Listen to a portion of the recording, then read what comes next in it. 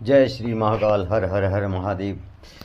तो आज जो है, आज की कथा जो है जालंधर वध की कथा है। और आप लोगों के सामने जो हूँ मैं आज जालंधर वध की कथा रखूँगा। तो व्यास जी कह रहे हैं कि हे तात, असुर राज जालंधर द्वारा जो माया फैलाई गई थी, गंधर्व माया, तो तब जो है भगवान शिव और देवसेना शिवगण सब जो है गंधर्व माया से मोहित हो गए थे। तो जब गंधर्व माया से सभी मोहित हो जाते हैं तो असुर राज जालंधर जो है माँ पार्वती के पास जो है शिव भेष बना करके जाता, भगवान शिव का रूप धारण करता है। और जब माँ पार्वती वहां से जो है अंतर्ध्यान हो जाती हैं तो इधर जो गंधर्व माया में, गंधर्वी माया में जो था देवसेना और शिवगण जो भगवान शिव भी उसमें मोहित हो गए थे, तो उनकी माया जो है टूट जाती है, वो गंधर्व माया जो है हट जाती है। और असुरराज दैत्य जालंधर भी जो है वहां से रणभूमि में आ जाता है। अब जब रणभूमि में आ जाता है तो जब भगवान शिव की गंधर्वी माया हट जाती है तो भगवान शिव को जो है बहुत क्रोध आता है। और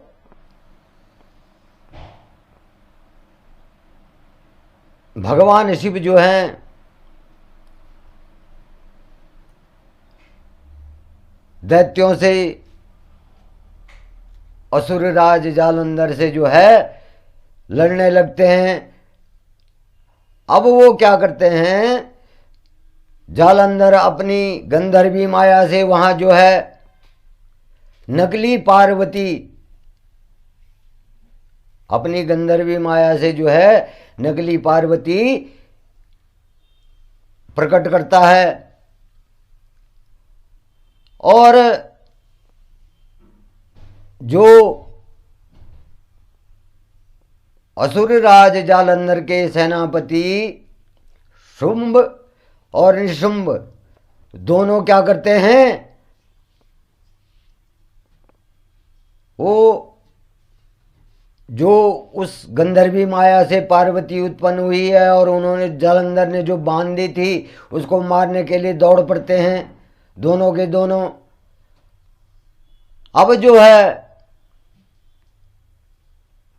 भगवान शंकर जो हैं चिंता में पड़ जाते हैं यह देख करके कि ये असुर जो है पार्वती को मारने जा रहे हैं। अब भगवान शंकर अब सोचने लगते हैं कि मैं अपने प्राण प्रिय पार्वती पे जो संकट आया है उसे कैसे दूर करूं।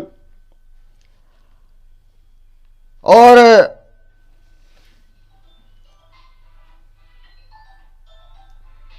जब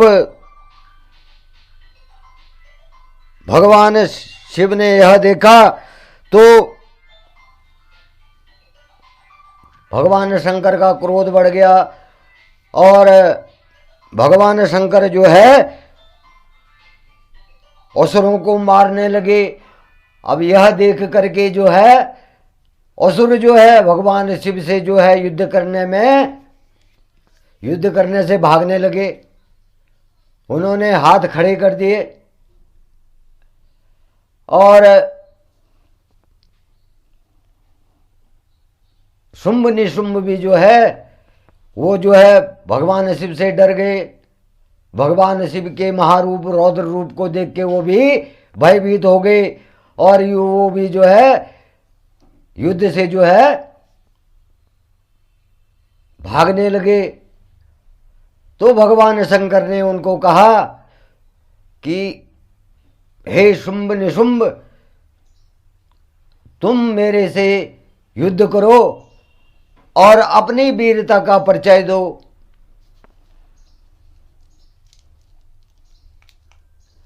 अब यह सुनकर के शुंभ निशुंभ भगवान शिव के वचनों को अनसुना करते हुए भागते रहे।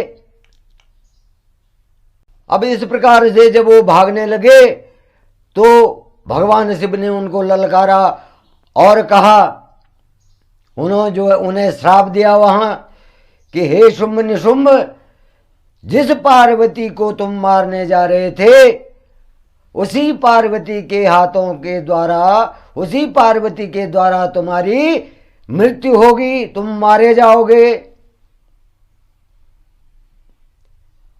अब यह सुनकर के जो है जालंधर को भी क्रोध आ गया और उसने भगवान शंकर की ओर जो है बाणों की वर्षा कर दी। वो भगवान शंकर को अपने बाणों से बांधना चाहता था, लेकिन वो तो महाकाल हैं, उन्हें तो कौन मार सकता है। अब उसके जब बाणों द्वारा जो है वहां क्या हो गया, अंधकार फैल गया। जब उसके बाण, उसने इतने बाणों की वर्षा कर दी कि वहां अंधकार छा गया। अब जब वहां अंधकार छा गया तो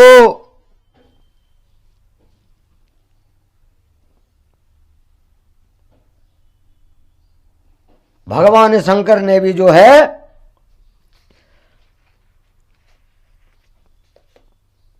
उस दुष्ट को मारने के लिए क्या किया, अपने बाणों की वर्षा कर दी और उसके सारे अस्त्र शस्त्र जो है काट दिए। अब जब भगवान शंकर को उसके अत्याचारों से, उसके जो है पापों से और उसका भगवान शंकर से युद्ध करने और माता पार्वती से छल करने के लिए जो है, जो उसने छल किया और माता पार्वती को गंधर्वी विद्या से वहां पे काल्पनिक पार्वती को प्रकट किया, तो यह देख करके जो है भगवान शंकर का रौद्र रूप जो है, भगवान शंकर का क्रोध रौद्र हो गया। भगवान शंकर, भगवान महाकाल अपने रौद्र रूप में आ गए और उन्होंने अपने पैर के अंगूठे से सुदर्शन चक्र को चला दिया और सुदर्शन चक्र जैसे ही भगवान शंकर ने अपने पैर के अंगूठे से चला तो सुदर्शन चक्र ने जाकर के दैत्यराज जालंधर का सर काट दिया। दैत्यराज जालंधर का सर काट दिया और दैत्यराज जालंधर का सर और धड़ जो है पृथ्वी पर गिर गया। अब जब असुरराज जालंधर का सर कट के पृथ्वी पे गिरा तो वहां एक भयानक आवाज हुई, भयानक शब्द हुआ और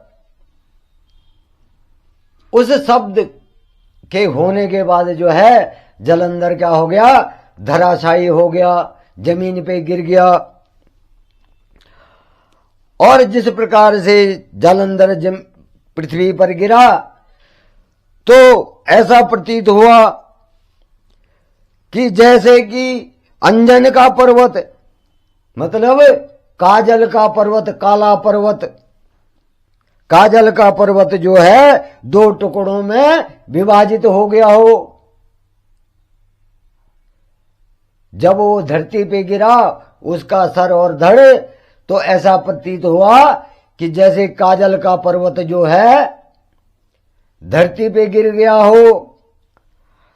और जब उसका शरीर जो है दो टुकड़ों में विभाजित हो गया तो रणभूमि में रक्त की धारा बहने लगी।